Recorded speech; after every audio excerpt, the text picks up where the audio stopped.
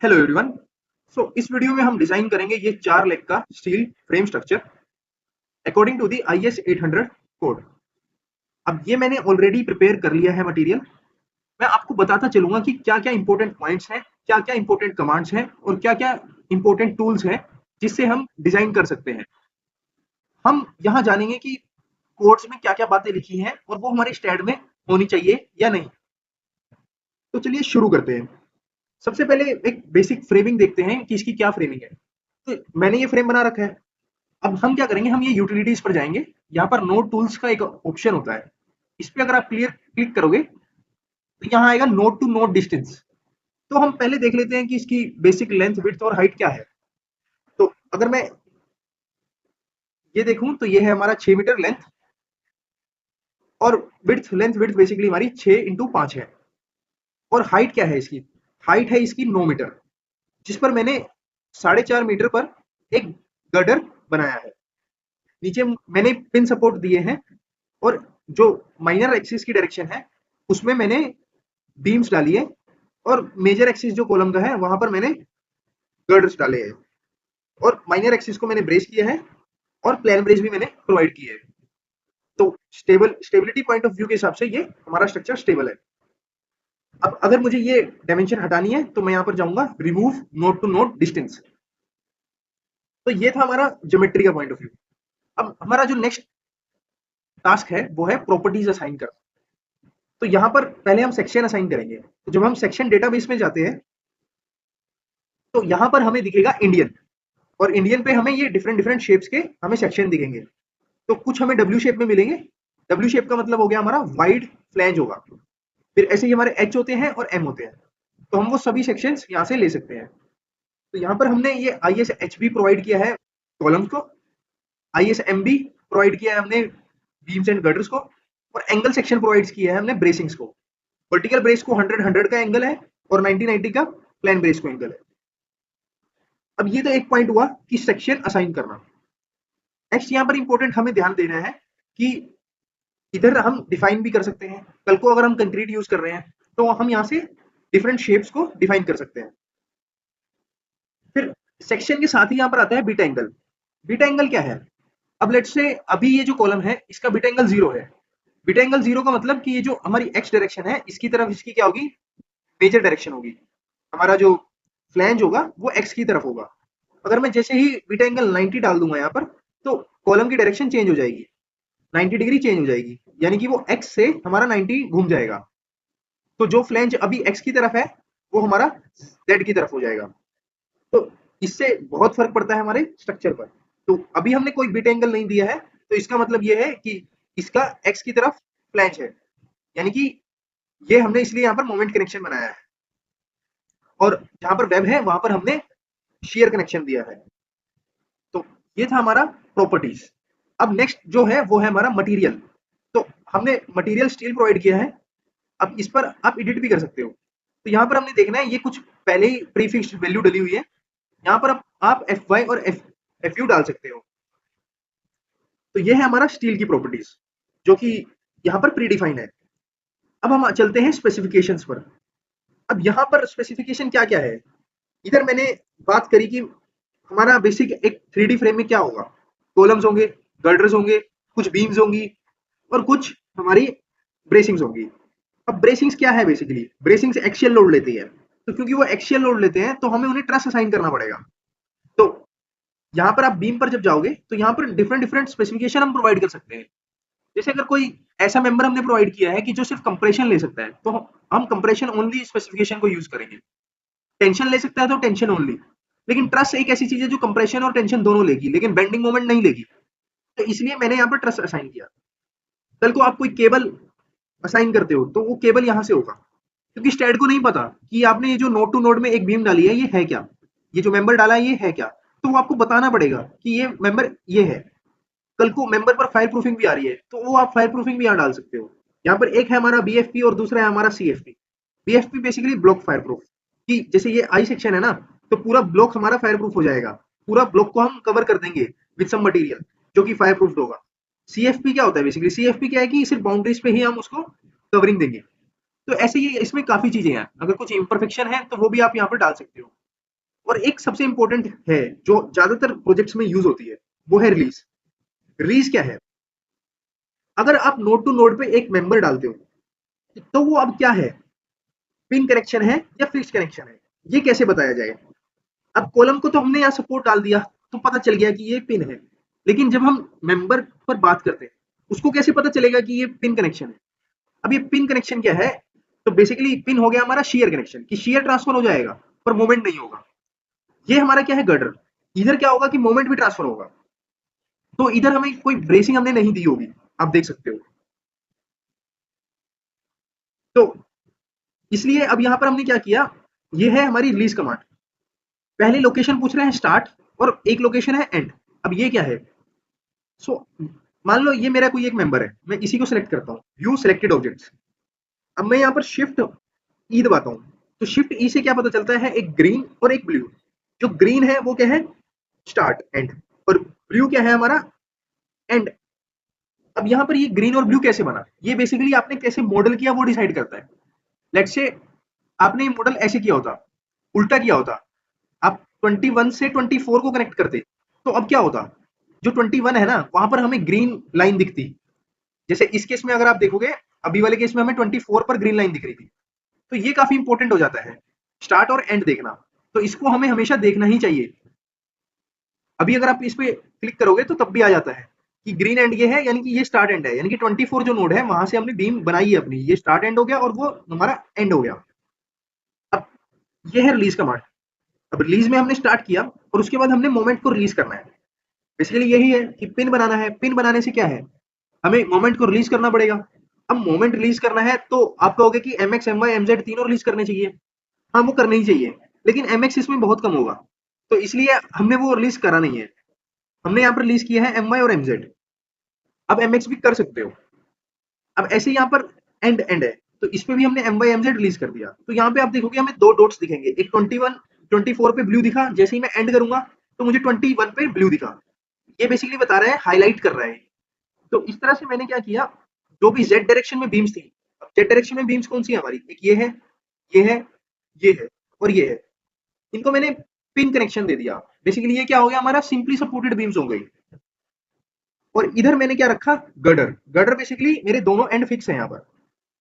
अब अगर मैं ये पिन कर देता और ब्रेसिंग नहीं प्रोवाइड करता तो ये स्ट्रक्चर अनस्टेबल हो जाता, क्योंकि जैसे ही लोड मेरा जेड डायरेक्शन में लगता तो ये क्योंकि पिन है, ये उसके साथ ही डिफ्लेक्ट कर जाता और स्ट्रक्चर अपनी पोजीशन पे ही नहीं होता। तो इसलिए मुझे यहाँ पर ब्रेसिंग देनी पड़ी। तो इसलिए ये मैंने यहाँ पर वर्टिकल ब्रेस दी। अब सेम आप सेम ये चीज देख सकते हो यहाँ पर प्लेन ब्रेस में। अब प्लेन ब्रेस में भी मैं बता देता हूँ, जो ब्रेसिंग प्लेन में होती है वो हमारी प्लेन ब्रेस होती है। अब यहाँ पर एक बार इसकी हाइट देखो, इसकी वाई कोऑर्डिनेट में हाइट है 9। अब मैं आपको बताता हूँ कि सेक्शन कैसे कट करते हैं। तो आप यूटिलिटीज में जाएं, स्ट्रक्चर टूल में जाएं और यहाँ पर है कट सेक्शन प्रॉपर्टी, इस पर क्लिक करें। अब यहाँ पर आप जॉइंट के हिसाब से भी कर सकते हो, जैसे रेंज बाय जॉइंट। अब मुझे किस प्लेन में ये सेक्शन काटना है, मुझे एक्स जेड प्लेन में सेक्शन काटना है, तो मैं एक्स जेड पे गया और मैं यहाँ कोई भी रैंडम नोट डाल दूंगा जो उस प्लेन पर है, जैसे 24। जैसे ही मैंने डाला तो मुझे वो सेक्शन कट के मिल गया। अब मैं इसका प्लान व्यू देख रहा हूँ, तो ये हो गया प्लान व्यू। अब मैंने इसको भी ट्रस असाइन किया, क्योंकि ये bracing as a bracing act करेगी। सिर्फ क्या लेगी, ये हमारा एक्शियल लोड लेगी। अब ये पिन है, ये पिन है, तो जब यहाँ फोर्स ऐसे में अप्लाई करूंगा तो ये भाग जाएगा ना, क्योंकि दोनों पिन है। तो इसलिए मैंने यहाँ पर एक ब्रेसिंग डाली कि वो जो लोड है, जो भी मोमेंट आ सकता था, वो एक एक्शियल फॉर्म में ट्रांसफर हो जाएगा। तो इस तरह से मैंने इस स्ट्रक्चर को, फ्रेम को डिजाइन किया। और ये 3 स्पेसिफिकेशन तो हमें देनी ही देनी होती है, कोई भी हम प्रोजेक्ट पर काम कर रहे हैं। Next support. अब ये सपोर्ट कंडीशन ना एक्चुअली है तो ये 5th स्टेप, लेकिन ये पहले डिसाइड कर लेना होता है कि सपोर्ट कंडीशन रहेगी क्या। अब अगर हमने देखना है कि हमें नीचे पिन बेस प्लेट देनी है, पिन कनेक्शन करना है, तो मैं फिर ब्रेसिंग के बारे में सोचूंगा, तो मैं ज्योमेट्री अपनी चेंज करूंगा। तो सपोर्ट कंडीशन पहले ही हमें सोच लेनी चाहिए। मैं चाहता तो यहाँ फिक्स भी दे देता, लेकिन फिक्स का नुकसान क्या है, फिक्स क्या है, एक तो अननेसेसरी मोमेंट खींचेगा ऊपर से। अब उससे होगा क्या, अननेसेसरी उसने मोमेंट खींचा, मतलब इतना रिडिस्ट्रीब्यूशन हुआ नहीं। और उसके बाद जो नीचे मैं फाउंडेशन बनाऊंगा ना, वो बहुत बड़ी बनेगी। तो कंक्रीटिंग बचाने के लिए हम क्या करते हैं, ज्यादातर पिन रखते हैं और ऊपर हम ब्रेसिंग प्रोवाइड कर देते हैं। इससे फायदा ये होता है कि एक तो लोड ट्रांसफर अच्छा होता है, ऊपर से जो फाउंडेशन मेरी पहले फिक्स में 5x5 की बन रही थी, अब वो मेरी 2.5x2 की बनेगी। तो काफी हमारी कंक्रीट में कॉस्ट कटिंग हो जाती है और साइट वर्क भी हमारा रिड्यूस होता है। तो इसलिए हम प्रेफर करते हैं कि हम ज्यादा से ज्यादा पिन दें। लेकिन सोचो अगर मेरा ये तो 3D था, तो हमने ब्रेसिंग दे दी। मान लो मेरा प्लेनर यानी कि 2D फ्रेम रहता, एक प्लेन में ही मेरा फ्रेम होता, तो हमारे पास कोई चॉइस ही नहीं थी। अब मैं क्या कहना चाहता हूँ आप समझो, ये मान लो मेरी बीम है, मतलब मैं कह रहा हूँ कि अगर आपके पास 2D ही फ्रेम होता और अब आप देखते, सोचो आपके पास इतना ही फ्रेम होता, तो आप क्या करते? अब आपकी मजबूरी हो जाती कि आपको नीचे फिक्स कनेक्शन देना पड़ता, क्योंकि मान लो जैसे ही Z डायरेक्शन में लोड आता और नीचे आपने पिन दे रखा है, पिन क्या करेगा? पिन उसको बिल्कुल घुमा देगा। जैसे ही वो पूरा स्ट्रक्चर ही हमारा Z डायरेक्शन में घूम जाएगा। रिस्ट्रेन ही नहीं है, क्योंकि कोई आपने सपोर्ट कंडीशन ही नहीं डाली। तो उससे बचने के लिए अब इस सिचुएशन में तो हमारे पास कोई चांस ही नहीं है कि हम पिन दे दें, तो हमें यहाँ पर फिक्स करना पड़ेगा। लेकिन क्योंकि ये हमारा 3D फ्रेम है, तो हम यहाँ पर फिक्स कर सकते हैं। तो ये तो थे अभी तक के जो ये 5 स्टेप थे ना, ये मैं कहूँगा कि सिर्फ मॉडलिंग ही है। और आप चाहो तो 1 घंटा इसी पर वेस्ट कर लो। अब इतना ही काम 1 घंटे में होता। लेकिन आखिरी के जो 3 स्टेप है ना, लोडिंग, एनालिसिस एंड डिजाइन, यही तो मेन स्टेट का काम है और यही हमें करना है। क्योंकि स्ट्रक्चर इंजीनियर का काम भी यही है कि उसे एनालिसिस करनी है और डिजाइन करना है। तो ज़्यादा फोकस हमारा रहना चाहिए लोडिंग पर, एनालिसिस पर और डिजाइन पर। लोडिंग क्यों इंपॉर्टेंट है? क्योंकि अगर आपने कम लोड लगाया, तो फिर आप अंडर डिजाइन कर रहे हो, और ज्यादा लोड लगाया तो ओवर डिजाइन कर रहे हो। तो लोडिंग सबसे इंपॉर्टेंट है। उसके बाद है एनालिसिस, आप क्या एनालिसिस परफॉर्म कर रहे हो, और तीसरा है डिजाइन, आप कैसे डिजाइन कर रहे हो। कोड कंप्लायंस होना चाहिए डिजाइन में। तो अब चलते हैं हम लोडिंग पर। अब लोडिंग में सबसे पहला आता है डेफिनेशन। अब डेफिनेशन पे आप देखोगे vehicle definition, time history definition, wind definition, snow definition, reference load definition, different types of definition है। इसमें सबसे इंपॉर्टेंट जो हम फोकस करेंगे वो है सीस्मिक डेफिनेशन पर। सीस्मिक डेफिनेशन क्यों? क्योंकि हमने अर्थक्वेक लोड लगाना है। तो अब आप, ये आ गया हमारा सीस्मिक पैरामीटर। यहाँ पर पैरामीटर जोन, जैसे जोन की वैल्यू डालनी है, response factor, importance factor, rock and soil side factor, type of structure कैसा है, डैम्पिंग रेशियो क्या है, तो आपको ये सब वैल्यूज डालनी होगी। ये आपके प्रोजेक्ट डिजाइन बेसिस में आपको दिया होगा, तो आप वो डालोगे। और उसके बाद आप ये मत भूलना, आपको यहाँ पर ये डालने के बाद आपको इस पर क्लिक करना है, ऐड करना है और सेल्फ वेट डालना है। तो ये हो गया हमारा पहला पॉइंट। अब उसके बाद है लोड केसेस डिटेल। अब यहाँ पर आप सभी लोड्स डालोगे। अभी मैंने सिर्फ 6 ही लोड कंसीडर करे हैं। पहला है हमारा सीस्मिक लोड। सीस्मिक लोड के पहले सबसे ऊपर रखेंगे, ये बात आपको ध्यान रखनी है। जो सीस्मिक लोड रहेगा वो सबसे ऊपर रहेगा, क्योंकि नहीं तो स्टैट एरर शो करता है। आपने सीस्मिक डिफाइन किया, डेफिनेशन में आपने बेसिक पैरामीटर्स डाल दिए। अब आप यहाँ पर ये डिफाइन करोगे कि क्या फैक्टर पर सीस्मिक लगेगा। तो मैंने पहले बोला कि सीस्मिक लोड अलोंग एक्स, क्योंकि लेटरल लगेगा सीस्मिक, तो पहले मैंने अलोंग एक्स एक लोड बनाया। लोड केस कैसे बनाते हैं? तो आप लोड केस डिटेल पे जैसे क्लिक करोगे, ऐड करोगे, यहाँ प्राइमरी लोड्स आते हैं और यहाँ आप सिलेक्ट कर सकते हो सीस्मिक, और यहाँ आप लोड बना सकते हो। और फिर ऐसा वो लोड बनेगा और उसके अंदर फिर ऐड करोगे तो वो आप लोडिंग डाल सकते हो उसके अंदर। तो जैसे ही आप यहाँ पे ऐड करोगे, तो बेसिकली वो फैक्टर पूछेगा, आप यहाँ फैक्टर डाल सकते हो। तो अभी यहाँ पर डला हुआ है लोड x1, मतलब x डायरेक्शन में लोड डला हुआ है। तो अब इसकी अगर आपको वैल्यू देखनी है तो आप शिफ्ट वी दबाए, तो शिफ्ट वी में आपको वैल्यूज दिख जाएंगी। उसके बाद फिर सिस्मिक जेड में भी, क्योंकि एक्स और जेड दो डायरेक्शन है, ये प्लेनर नहीं है, तो हमारा यहाँ पर एक्स और जेड दो डायरेक्शन हो गई। उसके बाद हमारा डेड लोड। अब डेड लोड एक तो होगा सेल्फ वेट, और एक मैंने एडिशनली डेड लोड डाला है 5 किलोमीटर मीटर का। उसके बाद फिर लाइव लोड मैंने डाला है 3 का। और फिर विंड लोड आ जाता है। विंड लोड भी अब दो में होंगे, एक एक्स में होगा, एक जेड में होगा।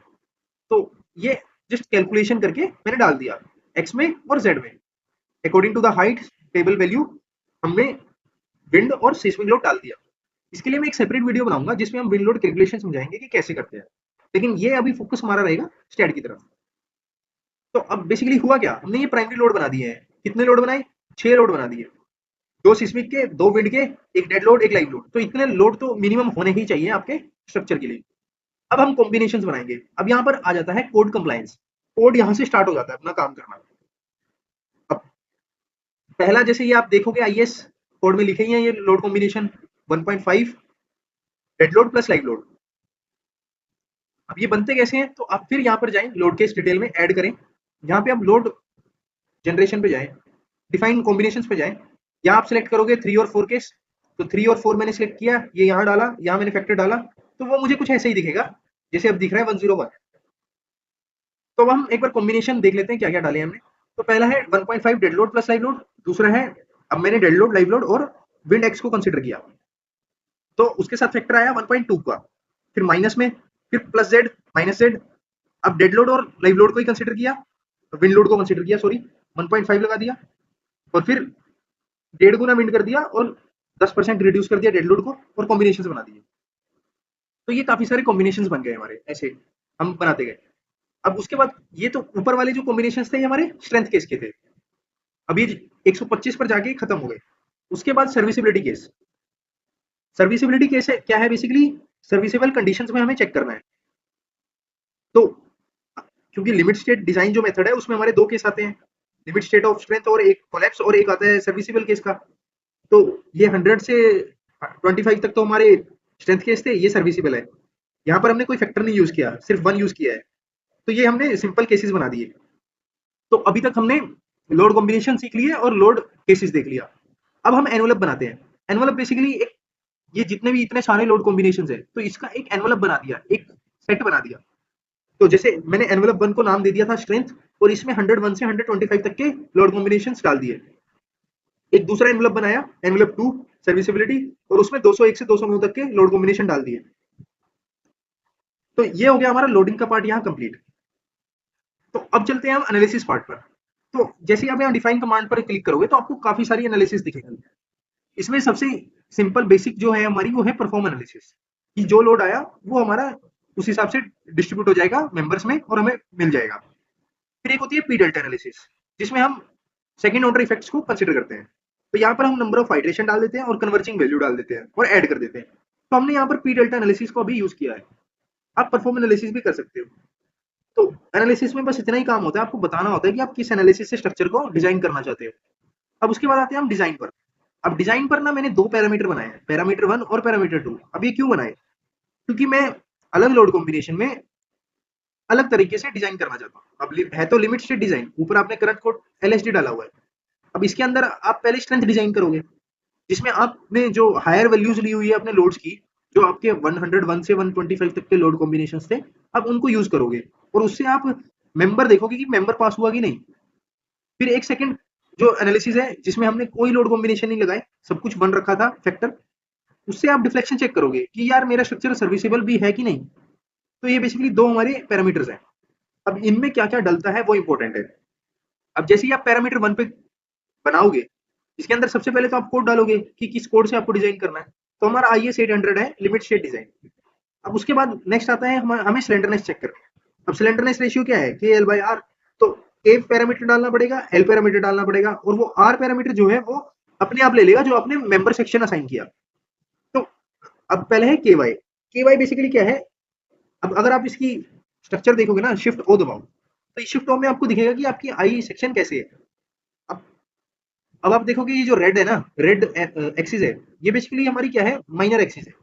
और KY क्या है, आप इस पे क्लिक करो तो यहाँ क्या लिखा है, local Y axis, usually minor axis. तो माइनर एक्सिस हमारी रेड है, इसके अबाउट जो हमारी बेंडिंग होगी बेसिकली, वो हमें KY फैक्टर देगा। तो ये पिन है और इधर भी पिन है। अगर आप यहाँ देखोगे, इस डायरेक्शन को देखोगे, तो ये पिन है और नीचे भी पिन है, तो दोनों पिन पिन है, तो मैंने के फैक्टर जो है वो 1 असाइन कर दिया। अब आप आ जाओ KZ, ये क्या है, बेसिकली मेजर एक्सिस की तरफ जो हमारी डिफ्लेक्शन होगी, तो वो हमारी ये वाली होगी। अब ये देखोगे आप, ये फिक्स है और नीचे आपका पिन है। मैं कह रहा हूँ कि ट्रांसलेशन तो होगी, बट रोटेशन मैंने रिस्ट्रेन करी हुई है, यानी कि जो मेरा KZ है वो होगा हमारा 2। तो आपने के वाई और KZ असाइन कर दिया, बेसिकली ये डायरेक्शंस है तो ये की वैल्यू। अब एल वैल्यू असाइन करनी पड़ेगी। अब एल वैल्यू कैसे असाइन करोगे, जैसे मैंने जो एल वैल्यू असाइन की है वो 4.5 की है, जबकि कॉलम लेंथ 9 मीटर है। तो ये क्या हुआ, मतलब कम क्यों करी, कम इसलिए कि अब ये देखो, ये ब्रेसिंग मैंने प्रोवाइड करी है यहाँ पे, तो ब्रेसिंग क्या करेगी, इसको रिस्ट्रेन कर देगी, लिटरली रिस्ट्रेन कर देगी। तो इसलिए मैंने एल वाई वैल्यू यहाँ पर 4.5 डाली है। और ये एलजेड मतलब ये जो हमारी डायरेक्शन है, गटर वाली डायरेक्शन है, वो एलजेड है। यहाँ पे भी मैंने 4.5 डाली, ये क्यों डाली, ये तो रिस्ट्रेन ही कर रहा है क्योंकि ये मोमेंट कनेक्शन है। वहां पर पिन कनेक्शन था, वो रिस्ट्रेन नहीं कर पाता, तो इसलिए हमने ब्रेसिंग लगा दी वहां पे। तो इस तरीके से मैंने एल वाई और एलजेड वैल्यू डाल दी। हमें यहाँ पर इन बीम्स की भी डालनी चाहिए, इन गर्डर्स की, लेकिन ये क्योंकि पूरा ही है, कोई नोट ब्रेक नहीं हो रही, तो इसलिए हमने यहाँ पर वैल्यू नहीं डाली। वो ऑटोमेटिकली ही 4.5 जितनी भी वैल्यू होगी उतनी ले लेगा। जैसे यहाँ पर वैल्यू क्या है, नोट टू नोट डिस्टेंस जाएंगे, ये वैल्यू है 6 मीटर, तो वो 6 मीटर ऑटोमेटिकली ले लेगा, क्योंकि कोई बीच में नोड क्रिएशन नहीं हुई। अगर नोड क्रिएट होता ना, तो वो फिर मेंबर को 2 मान लेता है, और अगर वो मेंबर को 2 मान लेता है तो वो हमारे डिजाइन भी उस हिसाब से करता है। तो इसलिए हमें ये पैरामीटर्स देने होते हैं। अब इसके बाद यील्ड स्ट्रेंथ डालोगे, 250 एमपीए, 410 एमपीए, हमने अल्टीमेट स्ट्रेंथ डाल दी। अब ये किस रेशियो में चेक करना है, वो है तो slenderness limit zero. Zero basically वो चेक करेगा ये कंप्रेशन मेंबर है, तो मतलब कि zero to use the default limit, जो भी सेक्शन में दे रखी होगी उस लिमिट पे चेक करेगा। टेंशन मेंबर के लिए 180 और कंप्रेशन मेंबर के लिए 250 से ज्यादा, तो वो ऑटोमेटिकली उस वैल्यू पे चेक करेगा। अब ये एनएसएफ फैक्टर है, तो बेसिकली नेट सेक्शन फैक्टर, क्योंकि ये एंगल है, एल एंगल है, और बोल्टिंग होगी, तो उसके लिए हमने 0.85 का फैक्टर कंसिडर किया है। उसके बाद ट्रैक टू, हमें प्रिंट करना है ये सब कुछ डेटा, जो भी हमारे रिजल्ट्स आएंगे उनको प्रिंट करना है। तो print the design output at maximum detail level, तो वो प्रिंट करके देगा हमें। और उसके बाद बीम वन कमांड की, सिर्फ डिजाइन एंड पे ही नहीं करना, 1/12 सेक्शन को कंसिडर करके भी मुझे डिजाइन करके देना है। तो वो हो गया हमारा बीम वन कमांड। जनरली ये हम कंक्रीट में यूज करते हैं।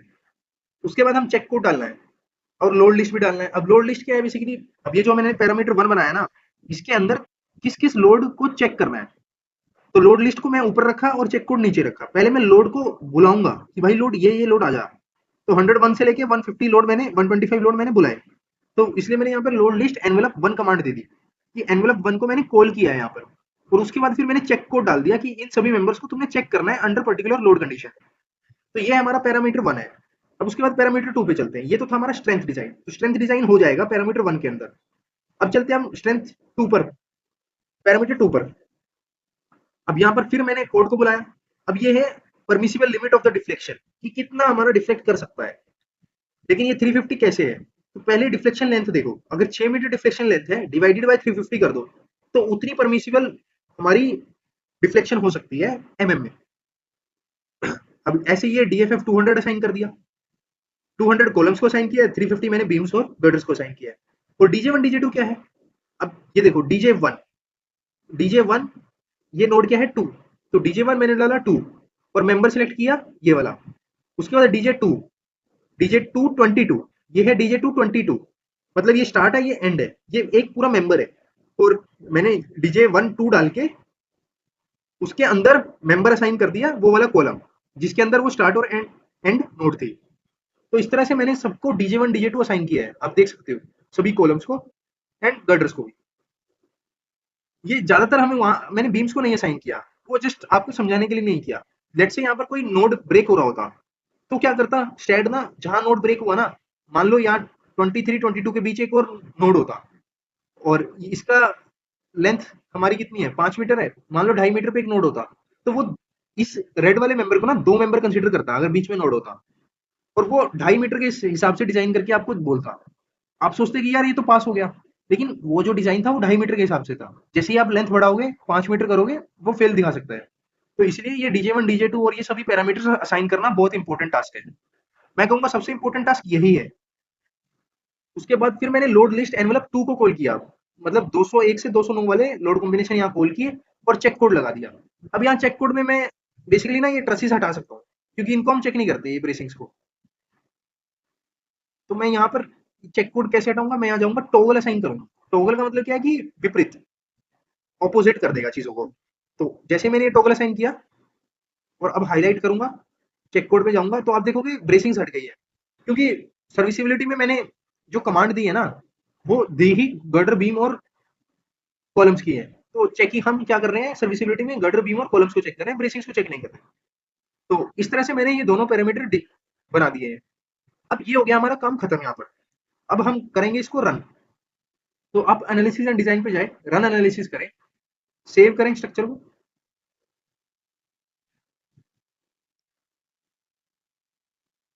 और ये आपका रन हो जाएगा यहाँ पे। तो डिजाइन होने के बाद आप क्या करें, रन एनालिसिस करें, अपने स्ट्रक्चर को सेव करें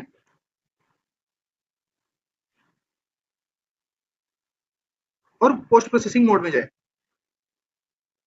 ओके कीजिए।